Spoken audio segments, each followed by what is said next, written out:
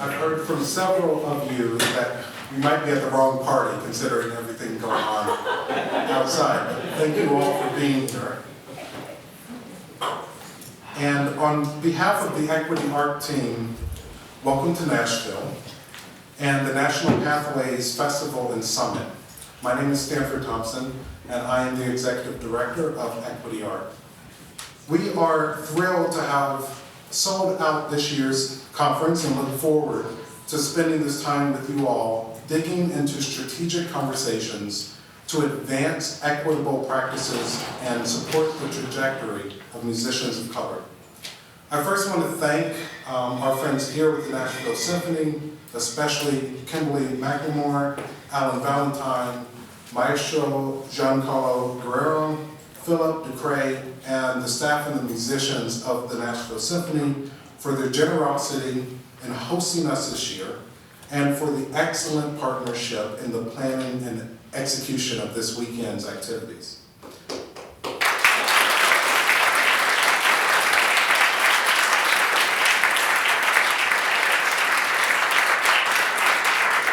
So we have a great few days planned featuring the talents of 57 of the top Performing Pathways Fellows from across the country, along with the artistry and insights of National Pathways Festival Orchestra and a Cialarando alumni. We have esteemed colleagues sharing their on-the-ground experiences, grappling with the Scoutist ruling on affirmative action, offering invaluable ideas around the collegiate admissions process, and sharing expertise about building and operating successful pathway programs. We'll spend time in focused conversations, celebrate the voices of our fellows, and be inspired by keynote speaker Monica Ellis. We may even experience this week's highly anticipated solar eclipse. So it's been just over a year since we were last together in Cincinnati, discussing strategic ways in which to build equity in classical music and celebrating the young musicians who are the future of our field. The past year has come with incredible growth for Equity Art. In Cincinnati, our board voted in Charlie Grody and Jeff Tribble as board co-chairs and unanimously approved my appointment to lead Equity Art as executive director.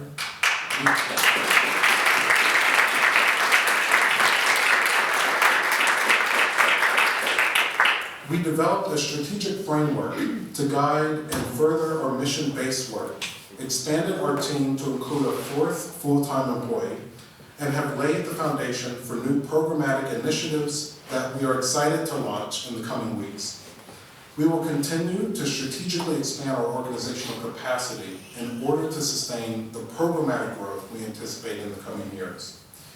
We are also deepening our relationship with other national service organizations and finding creative ways to collaborate and provide mentoring and advancement opportunities to those most often divested in our field. This year has also served as a reminder of the importance of being flexible and nimble in response to shifts in our national climate. In Cincinnati, we shared our intention to develop a musician database that would not only serve as a powerful recruiting tool, but also to connect musicians to institutions and match them with opportunities that they provide. The Scoutist ruling on affirmative action at the end of last term, both overly broad and ambiguous, created an environment of uncertainty that has threatened the work of many of our members and partners in the collegiate space, and required a reevaluation on how we can use our musician database. We remain firmly committed to launching this resource next season, which we feel is more important than ever. As our members navigate the ruling, Equity Art is dedicated to creating more opportunities for engagement and touch points between institutions and musicians earlier and more consistently across the art. Despite the challenges, we are encouraged by the continued desire for collaboration and information sharing. As we reimagine the use of the database, We continue to center the musicians we serve, advocating for them even as the court system enables greater challenges to our equity-based mission. While fear and lack of information can prompt a retreat into more insular and tentative place, collaboration will continue to be an important part of progress. We are encouraged by our members' willingness to share and stay connected. Our time in Cincinnati also made it clear that there is a true desire to collaborate meaningfully with colleagues across the field. As an abundance of action items came from our strategic discussions, and after devoting a year to designing initiatives and engaging in further conversations to move this work forward, we are emphasizing zooming out and devoting time to putting the structures and practices into place across the art that will empower us to move these action items forward.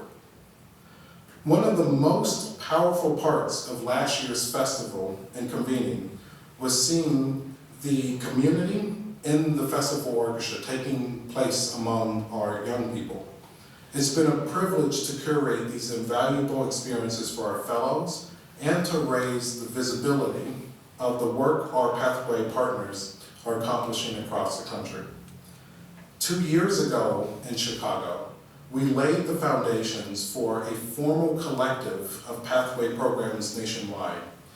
In addition to providing consistent forums to strengthen the work of these programs and build a community of program leaders, the collective has created the opportunity to tell the story of Pathway's impact on a national level. Through monthly meetings with program managers, we developed and implemented the first ever National Pathways Census, synthesizing important quantitative and qualitative insights about Pathways work. This first major research project revealed commonalities across and distinctions between programs and provided insights into the priorities of programs and needs of the musicians that they serve. In the past year, Equity Art has helped facilitate 2 major opportunities for the Pathways Collective. One of them being the Paul and Angel Family Foundation granted over $1.8 million in multi-year general operating support for members of the collective last May. And Equity Art was also invited to apply for funding to create a national instrument fund that will provide direct funds to Pathways musicians seeking to purchase instruments that will support their artistic goals. We're excited to continue facilitating greater opportunities and support through this collective approach. So while our first formal collective is in the Pathways space, this same collaborative spirit led to a revolutionary and impactful initiative with our summer study partners. The 3rd season of the Common Application is now winding down. In addition to increasing our number of partners by over 25%, we invested in continuing to improve this initiative for our partners, the musicians, and their families. So nearly 200 musicians used the Common App this year to submit almost 500 applications entirely for free. We are thankful for our partners' generosity that will lead to another transformational summer of growth for these musicians. In their words, the Common App expanded access and opportunity to musicians of color and has provided major benefits once on their campus in the summer. Transparency and willingness to share ideas and information has made this work possible, and we're excited to have a number of our partners in the room this weekend to think about the evolution of the Common App and growing its impact. We continue to prioritize collective action across the art. Last fall, we had the opportunity to explore more of the professional training space through our collaboration with the Atlanta Symphony Orchestra in celebration of the 35th anniversary of their talent development program, which I am a proud alum of. We learned critical insights that both celebrate the accomplishments and challenges, the long-term impact of professional training programs. We look forward to further developing sustainable solutions in this space and to engage new partners and members across the musical art. We are prioritizing our growth not only for the art, but thinking about how to further engage the essential institutions that make so much of our work possible. What does it mean to cultivate relationships with the philanthropic institutions who support the meaningful work of our members and partners? And then also, how can equity art help strengthen the relationships between grantees and also funders to inspire higher levels of support that actually move the needle on our shared vision for the field? Being in Nashville this weekend, we are reflecting on equity art's journey and continuing to look to our future. It's been just over 3 years since we officially launched the organization and membership, and as we become established as a trusted service organization, we're thinking about what we have accomplished in this relatively short period of time. To name just a couple of things. We've partnered with 3 major symphony orchestras to feature the talents of 118 Pathways Fellows from across the country, growing our Pathways Collective to 18 member organizations that collectively serve over 400 students. The Common Application, as I talked about, has served over 330 musicians and their families, providing well over $250,000 of funding and scholarship support. We've grown our membership to over 100 organizations and individuals and strengthened the services that we provide to them. Members of the Pathway Collective received that really nice $1.8 million plus in general operating support from the Paul and Angel Family Foundation, as I mentioned earlier. We have formed strategic partnerships with other major service organizations in the field. We are building resources such as the Instrument Fund that meet the needs of our members and the musicians that have been communicating with us. We've undergone an extensive rebranding process and launched a fully customized website, putting to rest the National Instrumentalist Mentoring and Advancement Network. We've hosted 4 collaborative events. We've grown our staff to 4 full-time roles, and we anticipate hiring 2 more this fall. And we're only getting started. So as we look to the future, we're more excited than ever to strengthen our work and to launch new programs and benefits for our members. Our many accomplishments in a relatively brief amount of time have reinforced not only the importance of the mission and work, but also equity art as a whole. As a membership organization and convener, we are able to take the time to understand the gaps and needs in the field and follow through with implementing the strategies you all help us to develop. Through collaboration and collective action, we're able to find creative solutions to the systemic issues that have prevented talented musicians of color from advancing in our field. The potency of our collective approach cannot be understated. Our field won't change by musicians of color competing with one another, while organizations that have the solutions and the opportunities that we need are not fully supported and they're not empowered to drive the change.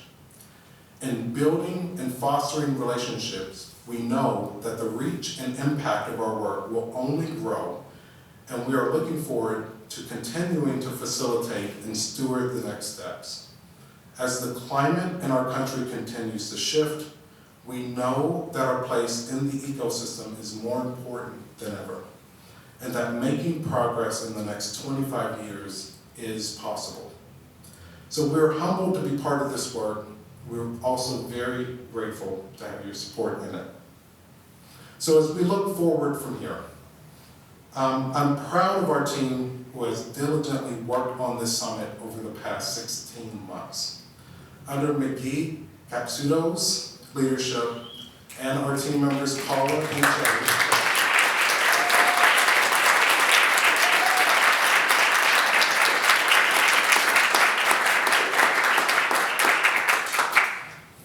continue to focus on designing and implementing an experience where we all come together, we set new priorities, we move that measuring stick a little bit further, and then of course we spend the next year following up, making all of this happen. So for our fellows, this team wanted to create ways for them to become more immersed in Nashville, not too immersed, and engage more fully. I don't know who wrote that. Maestro Guerrero is preparing the orchestra through all of the rehearsals. The Nashville Symphony musicians are leading sectionals, and the fellows will spend an afternoon at Vanderbilt, meeting with current students and faculty. We also wanted to create even more space for the fellows and alumni to share their voices and thoughts for the future. A cohort of fellow interns have also lent their insights into the preparation of festival activities. Very excited for you all to hear a lot more from them this time around. The importance of centering musicians in this work cannot be overstated. They are the future of the field, and as we take part in this weekend's conversations, continuing to keep them in our focus is key to our work. As we look to the future, we're thinking about how to continue to evolve, ensuring growth of impact and expanding how we engage not only host orchestras and cities, but musicians across the entire art and musicians that will take to our professional stages in a variety of ways, advancing what we know of classical music and what we have yet to discover. So as we plan for next year's festival and convening, we're focused on creating a unique and impactful experience for an even greater audience and orchestra in our new hometown of Chicago. So in closing, last year in Cincinnati, the robust and lively conversations demonstrated the tremendous energy to work collaboratively, to be generous with the knowledge and expertise that we all have, and to build a field that is worthy of and ready for the musicians from all backgrounds that are advancing at an exponential rate these days. So throughout this weekend, I want to encourage you all to look around the room and the sessions that we will have. Who are the voices we are missing that also need to be part of this conversation and be part of the work and contribute to it? In our conversations, what are the action items that you can bring back to your organization or your institution and advocate for? Who else needs to be involved to further our collective action and propel the systems change that is needed? And then who will you bring with you to next year's festival and convening? The breakout conversations this weekend are focused around specific topics, and we have shared some ideas on how to approach Monday's report out. Our panels, they emphasize timely and important ideas that will help to inspire your breakout conversations. And just in advance, a lot of thanks to those that are part of these conversations, the breakout facilitators, and then also the note takers that will also help Equity Art to synthesize all of your thoughts. So before we head up to the balcony lobby to hear from our esteemed panel of National Pathways Festival Orchestra alumni, I want to take a moment to thank you all for being here. It's a desire for us all to be connected in this way, and you are what makes this work possible. A big thanks to our board members of Equity Art who are here this weekend, to our co-chairs Charlie and Jeff, and a huge thank you to the Equity Art and Nashville Symphony again, the planning teams that brought all of this together. Thanks again for being here.